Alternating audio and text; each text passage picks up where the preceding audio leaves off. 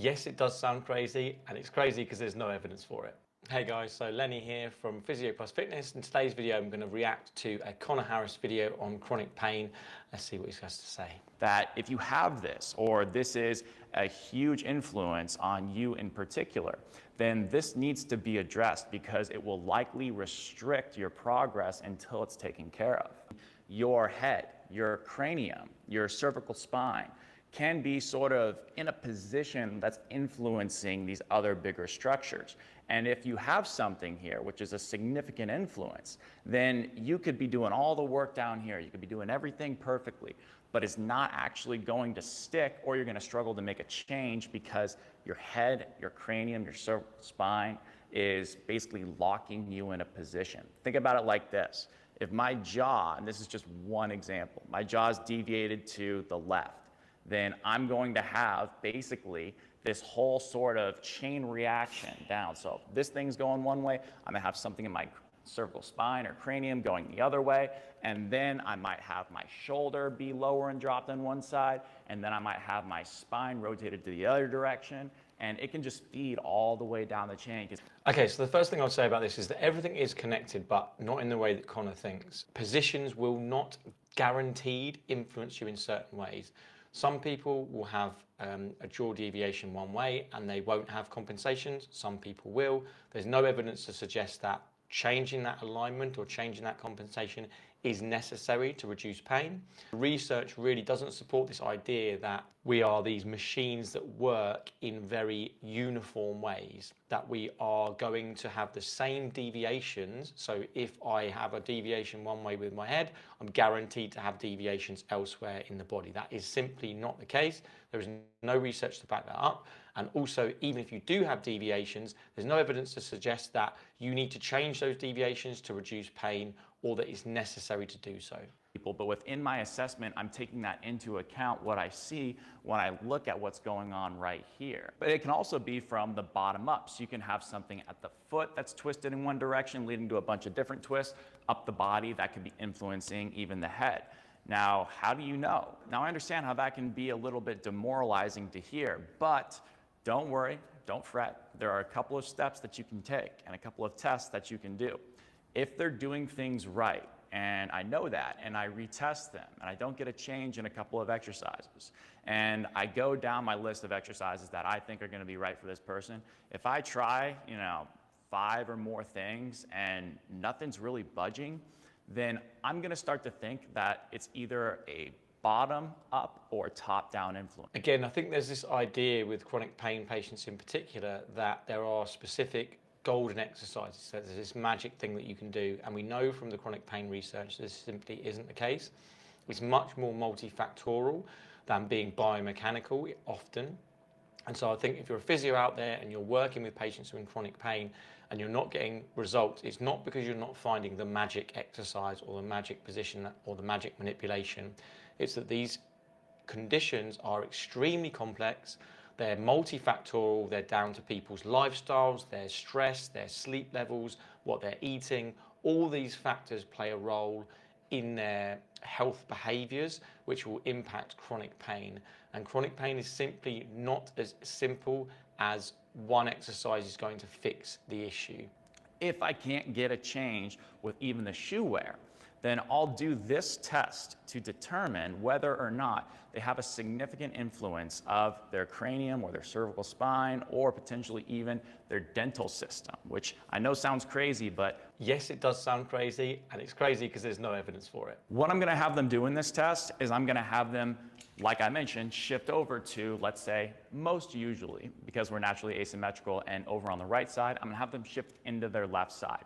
So that means that they're gonna pull their left hip back, they're gonna lean on their left side, their ribs are gonna come down on the left side, and their head is going to be side bent to the right side very slightly. This is what happens when we shift over to the left. If I shifted right, the opposite would happen. Again, when you see enough patients, you know this simply isn't the case. Making a shift in one direction for a patient is not going to guarantee that they shift in the way that you want them to. So we're just going to get a couple of different tests here on Trevor. His shoulder internal rotation is right about there. Shoulder external rotation, right about there.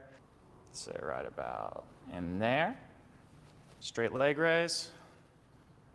right about there. We can check his other one too, just for fun. That one's a little tighter. And let's check his internal and external rotation. So he's done, I'd say probably about 15 degrees here. External rotation is about 25 to 30 degrees. So to summarize, what we're gonna feel is slightly staggered stance.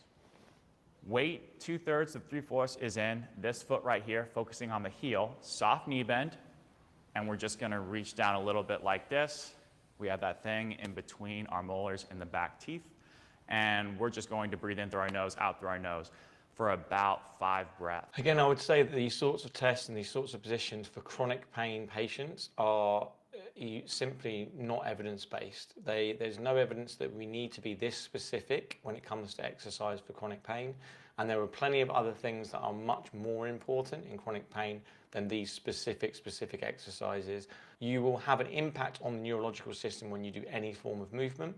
We know that if you do, I've seen tests where you can scrape the jaw on the outside of the jaw, stimulating the central nervous system and then improve straight leg raise. So lots of these little things can improve someone's movement and someone's pain, but it's not necessarily because of the specific exercise, it's because of other mechanisms that are going on during that. All right, so we just went through that. Let's check out his shoulder now. I'll have you scoot towards that edge of the table. Let's grab this right here. That's pretty good change. That's nice and easy now too. Let's go right here. So right about there's where I'm feeling the resistance now. Now let's check his lower body. Let's check this straight leg raise. That's around the same, I would say. And let's check this right one. Feels like there's less tension, but I don't know if there's a big difference there, but it looks like it was around the same. So you got a nice upper body change. Lower body is around the same, but let's check the hip internal and external rotation too. Let's go right here. Got about 10 degrees more, I would say. And yeah, about 10 degrees more on each side. So depending on Trevor and what changes we got with other exercises, if he got a nice change like we got right there and not much else could give him that change, then that would be an indication that this might be a consideration for him. If this is you, then this is not something you can fix yourself in most cases. And this is the main problem I have with these sorts of videos, is that it goes to the point of view that you can't change this on your own, that you need this specialist clinician, this specialist technique, this special magic wand fix to actually make you better. And we know the research doesn't support that. If you want to improve your chronic pain, I've done a video on how you can do that up here, which talks about the fundamentals of chronic pain and the things that you can improve upon to improve your pain. It's not that I'm against him or what he's doing. I'm sure he's helping lots of people. But what I don't like is this nocebo effect that you can get with people where actually you're putting fear into them that they're not going to get better unless they see this magic clinician. So there you have it, guys. Let me know in the comments what you think about this video and about chronic pain. Are you someone that believes in these exercises? And if so, if you've got evidence, again, I am an open clinician. I am going to put my thoughts and my beliefs out there on YouTube. But at the same time, if people have got evidence around these sorts of things and papers, science, and backing for this sort of thing, then absolutely great. All I would say is, my belief is that exercise is extremely helpful, but the reasons behind why it works are often really misunderstood. And we don't even know all the reasons why exercise works for pain.